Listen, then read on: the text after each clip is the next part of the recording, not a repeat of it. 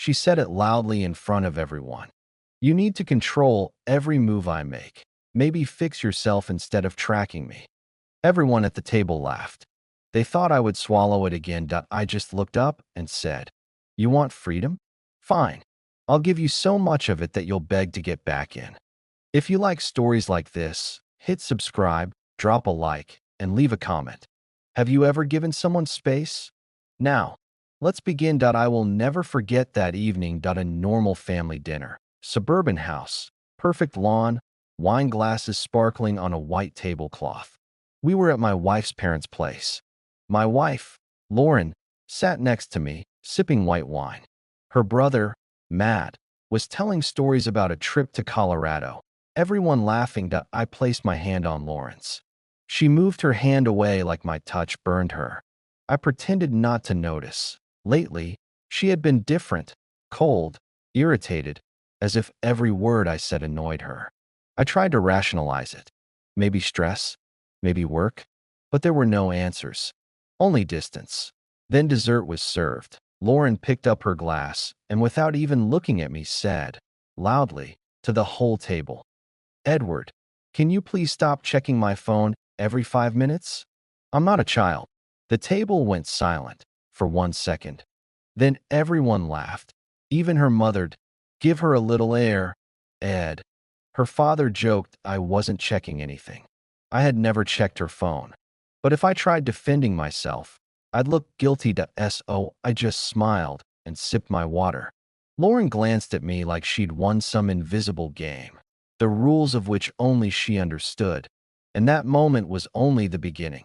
When we finally walked out to the car, I tried to talk calmly. "Lauren, why did you say that?" She lit a cigarette. She knew I hated when she smoked next to the car because the smell stayed for days. That's exactly why she did it. It was a joke. Relax. Didn't sound like a joke. Oh, here we go again. You think everything is an attack. Maybe the problem is your obsession with control. I opened the car door, but didn't get in. Cold night air bit at my face. I felt like I was standing at the edge of something dangerous, a cliff. "I just want us to talk like normal people. And I want space." She said it like a challenge. "What kind of space?" I asked calmly. "I want to decide where I go, with whom, and I don't want to report to you every 5 minutes. Report? I had never made her report anything. But arguing with someone who didn't want to hear you is the fastest way to lose. I got into the car and drove home. She didn't say a word the whole ride. Not even music, just silence. When we got home, she walked ahead of me quickly, almost running. Inside, standing by the kitchen counter, was a suitcase. Not a bag, a suitcase that I actually thought I misunderstood. Maybe she was cleaning up the closet, but then she began folding clothes, carefully, methodically, like this had been planned. "Where are you going?" "Kelly offered me to stay at her place for a few weeks. I need space." "You asked?" "No, I didn't ask. I asked to talk. You're leaving because of that dinner?" She shut the suitcase. "Because of everything. Because of you, Edward." Something inside me dropped, but I didn't yell. I didn't beg. I didn't grab her hand. I just said, "Okay." Her expression flickered. She expected a fight, a meltdown. Instead, she got silenced. "You're not even going to try to stop me?" I looked her straight in the eyes. "You want space. I'll give you more than you expect." She didn't even say goodbye. She just walked out and closed the door behind her. The house became instantly quiet, uncomfortably quiet. But instead of panic, I felt something else, something I hadn't felt in a very long time. Relief. I sat on the couch, turned off notifications from her number, and for the first time in years, I could breathe. The first night without Lauren felt like standing in a house that wasn't mine. Too quiet, too still. I kept expecting to hear her footsteps or her voice drifting down the hallway, ready to criticize something small and pointless. But there was nothing, just silence. I made myself a simple dinner, sat down at the table, and realized something strange. I wasn't nervous. I wasn't waiting for a sarcastic comment or an argument to erupt out of thin air. I ate in peace. Later that night, I sat on the couch and stared at the blank TV screen. Normally, she'd be beside me, scrolling her phone, sighing every time I changed the channel. I didn't miss the sighing. When I went to bed, I slept straight through until morning. No tossing, no tension, no waiting for a fight. The next day, around noon, my phone buzzed. A message from Lauren, just checking in. I'm fine. I didn't reply, not because I wanted to play games, but because she had made herself perfectly clear. She needed space. I wasn't going to chase her. Hours passed. Another message, why aren't you answering? Still, I left it alone. If I answered now, I'd be right back on that leash. That evening, I went to the gym. For the first time in months, I worked out without worrying about getting home fast enough to prevent some imaginary argument. Afterward, I stopped at a burger place and ordered a greasy double cheeseburger and fries. Lauren hated greasy food, said it made me look like a teenager with no self-control. I finished every bite, sitting alone at a picnic table outside. The air was cold and clean. I felt something I hadn't felt in a long time, calm. On the drive home, my phone buzzed again. I ignored it. When I finally checked, there were 5 new messages. Are you seriously ignoring me? Wow. Mature. I'm just letting you know how I'm doing. You wanted communication. Fine. Whatever. I set the phone down and went to bed. The next morning, I turned off message previews completely. If she wanted space, then she could have real space. It was like unhooking a chain from around my neck. Days passed. I found myself rediscovering pieces of my life that had been buried under her rules. After work on Wednesday, a coworker named Brandon noticed something different. Man, you seem lighter. Did you cut loose or something? He asked. I shrugged, just taking care of myself. He nodded like he understood, even if he didn't. On Thursday night, I called an old friend, Mason. We hadn't talked in over a year because Lauren claimed he was a bad influence. He picked up on the second ring. Ed, dude, are you alive? Alive and available. Want to grab a drink? He didn't even hesitate. Hell yes. We met at a bar downtown. The bartender knew Mason by name and already had 2 beers ready. We laughed, caught up, talked about sports and old stories. Not once did Mason ask about Lauren, and not once did I think about her. When I finally checked my phone later that night, there were 3 missed calls and 4 messages from her. Are we seriously doing this silent treatment thing? You're blowing this way out of proportion. I don't know what you're trying to prove. Call me. I didn't respond. Friday morning, my phone buzzed again, but the name wasn't her. It was her mother. Is everything okay between you two? I responded with one sentence. She asked for space. I'm giving it to her. No explanation. No defense. I'm not the spokesperson for her decisions. After work that day, Mason texted me inviting me to a poker night. Normally, I would have said no immediately, knowing Lauren would explode if I even suggested being out late. But she wasn't here, and she wanted distance. So I went. A group of guys welcomed me like I'd never disappeared. They cracked jokes, teased each other, spilled beer, talked trash over cards. It felt good. Real. At one point, Mason nudged me and said, "You look alive again." I didn't realize how true that was until I was driving home. The entire night, I hadn't thought about Lauren. Not once. That realization didn't make me sad. It made me feel free. The next morning, my phone had another message from her mother. Lauren seems upset that you're not calling. Maybe you should reach out. I didn't reply. I set the phone face down on the counter and brewed coffee. I drank it slowly, quietly. Nobody criticizing how much sugar I used. Nobody telling me I was drinking coffee wrong. After breakfast, I went through the house, room by room. I noticed something I'd never seen before. When she left, she took the noise with her, but not the weight she had placed on me. I started cleaning the garage, organizing tools, throwing away old boxes. The more I threw out, the lighter I felt. Every piece of clutter was a fingerprint of the stress I had ignored. While I worked, my phone buzzed from inside the house, over and over.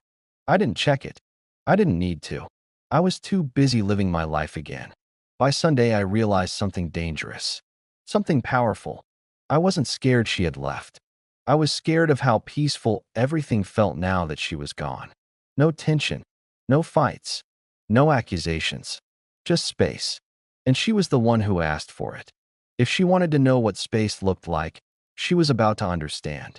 Completely. Week 2 began without any planning. I woke up early on Monday, not because I had to, but because I simply felt rested.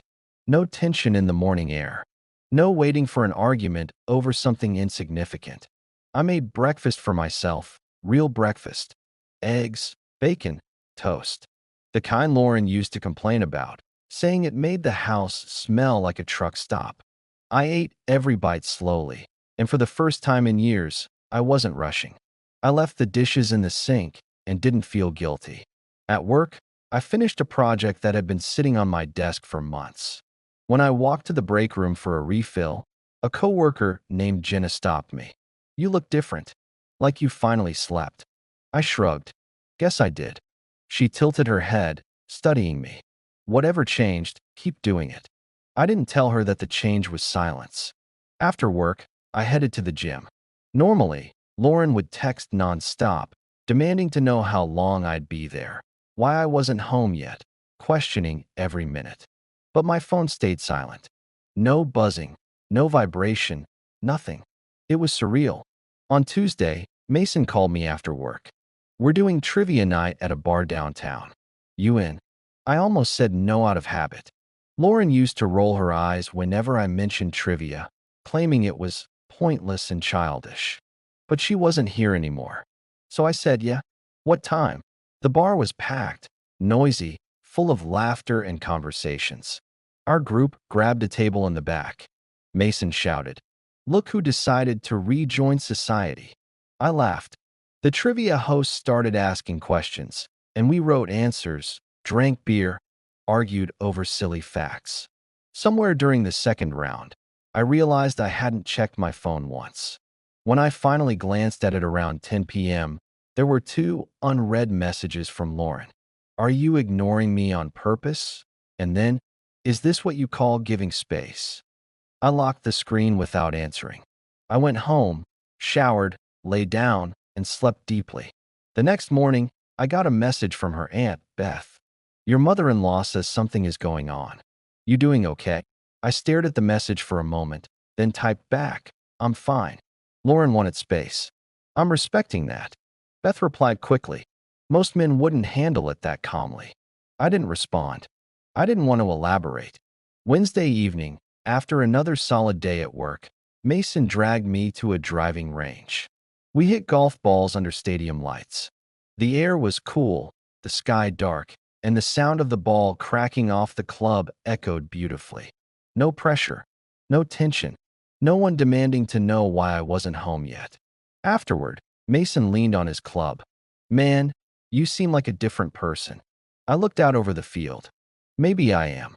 Thursday, I ran into a coworker named Dylan in the lobby. We used to talk often, before Lauren began policing how long I stayed at the office. "Lunch?" he asked. "There's a new taco place." I hesitated, feeling the old instinct to decline out of fear Lauren would call and demand I come home. Then I remembered. She wasn't here, and she was the one who asked for distance. "Sure," I said. We ate tacos outside on a patio in the cool fall air. Dylan finally looked at me closely. "I heard through the grapevine that you're going through something." "Define something," I said. He laughed. "You seem lighter. Happier." I guess I stopped trying to fix something that didn't want to be fixed.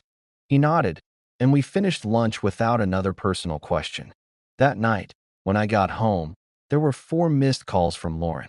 No voicemail, just silence on her end and patience on mine. Friday, the second week ended.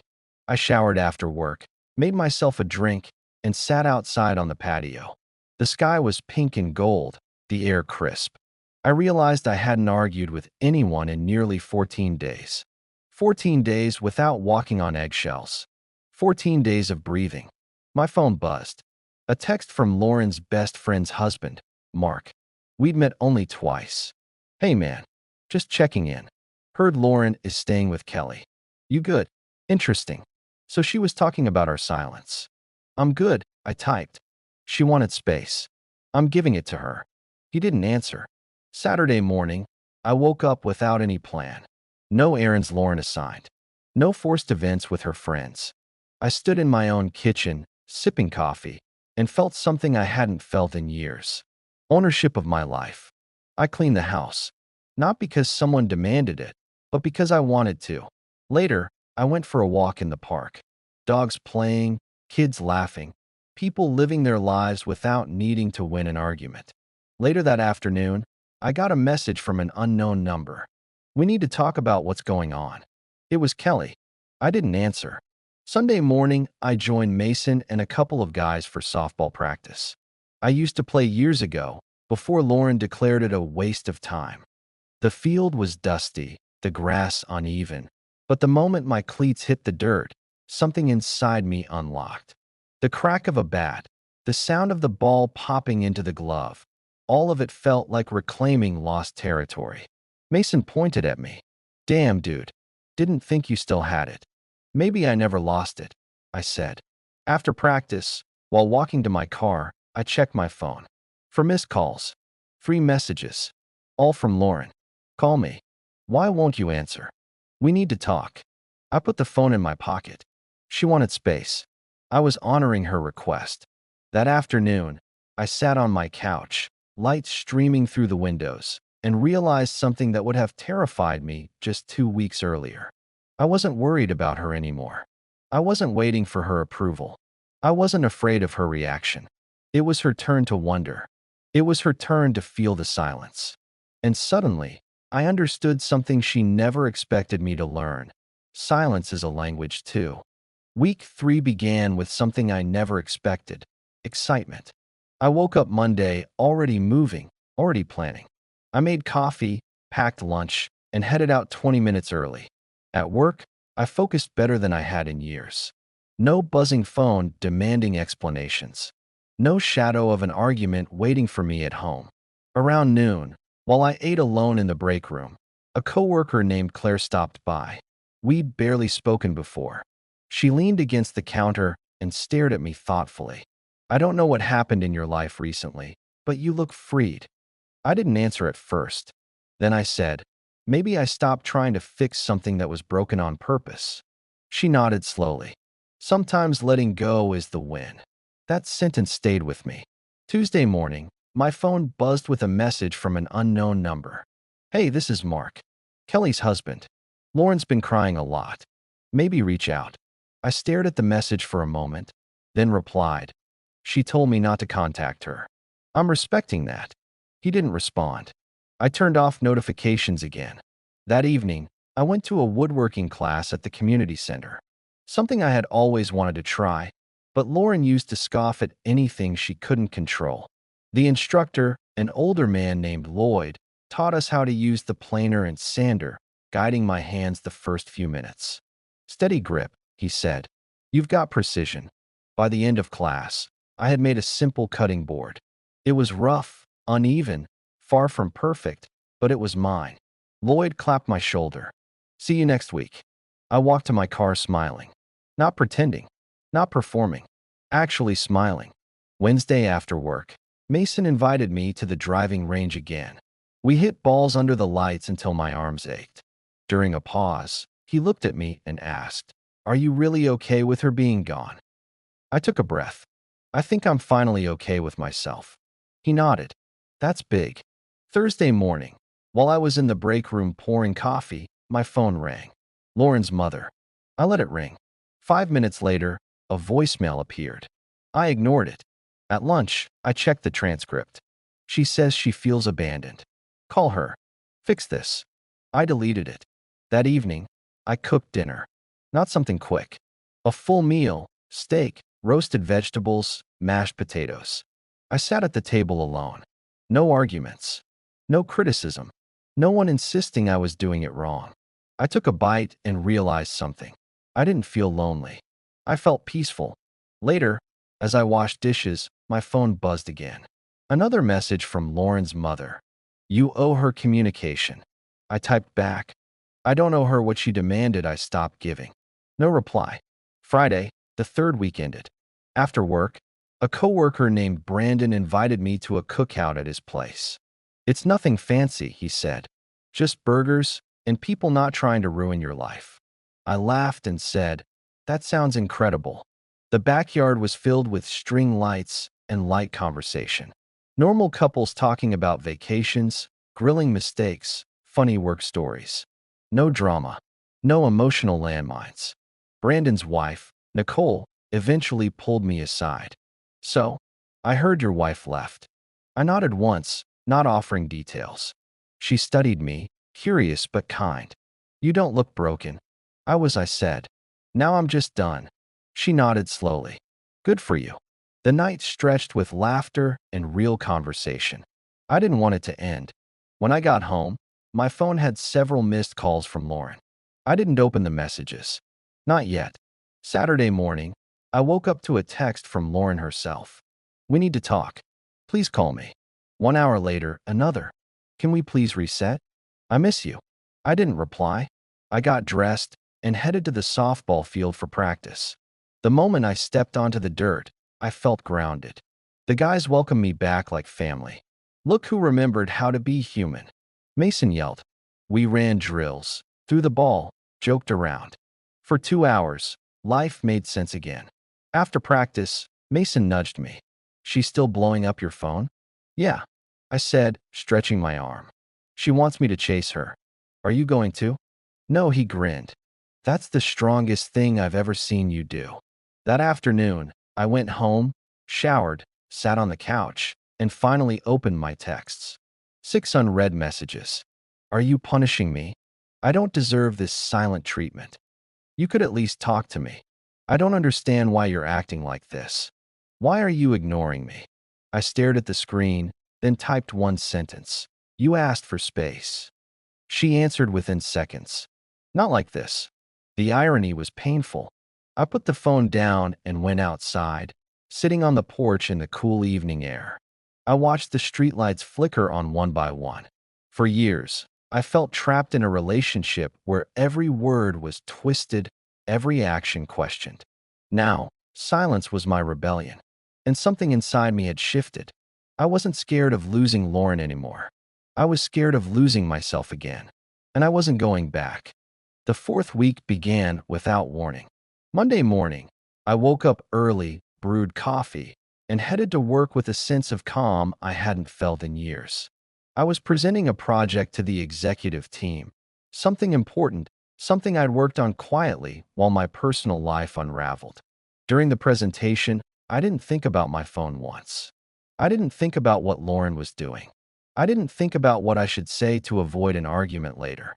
When the meeting ended, my boss shook my hand and said, "Excellent work. We're moving forward with your plan." I walked back to my desk feeling proud.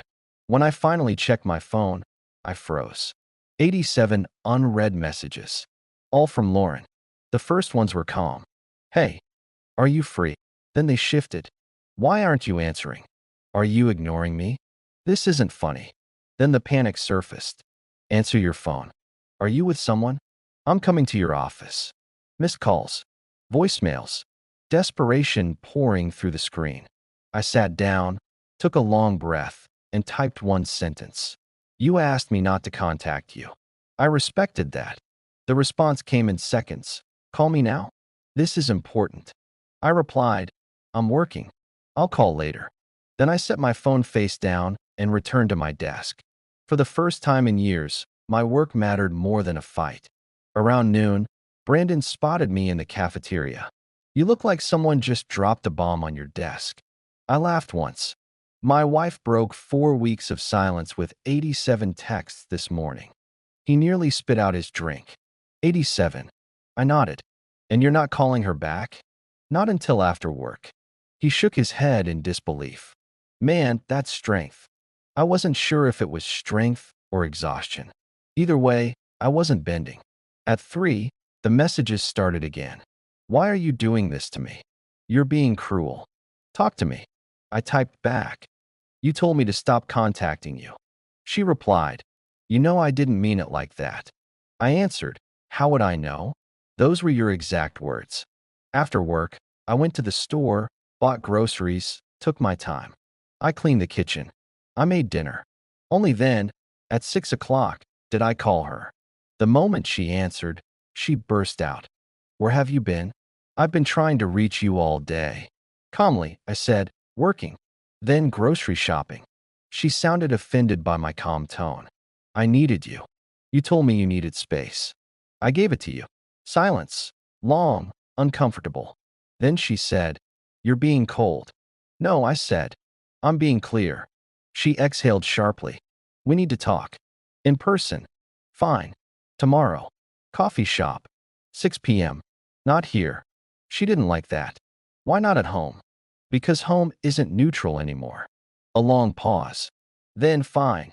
Tuesday afternoon, during a budget meeting, the receptionist knocked on the conference room door. She's here, she whispered. My gut sank. I excused myself and walked into the lobby. There she stood, mascara smudged, breathing too fast. We need to talk now. Everyone in the lobby stared. I guided her into an empty conference room. Glass walls. No privacy. She crossed her arms. Why are you treating me like a stranger? I kept my voice level.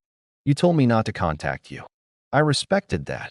She blinked rapidly, like she couldn't process it. You were supposed to fight for me.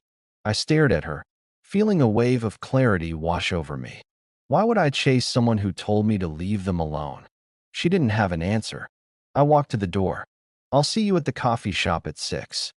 Then I left. She stayed behind, staring at the glass, watching me walk away. At 6, she showed up late. She sat across from me, twisting a napkin in her hands. I made a mistake, she finally said. I was overwhelmed. I said things I didn't mean. I nodded slowly. Words matter. I want to fix this, she whispered. We can start over. I leaned back. Do you want me? Or do you just want control back? She opened her mouth, closed it, opened it again. No words came out. That was my answer. I stood up. She reached for my hand, but I stepped back. I said quietly, You wanted to know if I could live without you.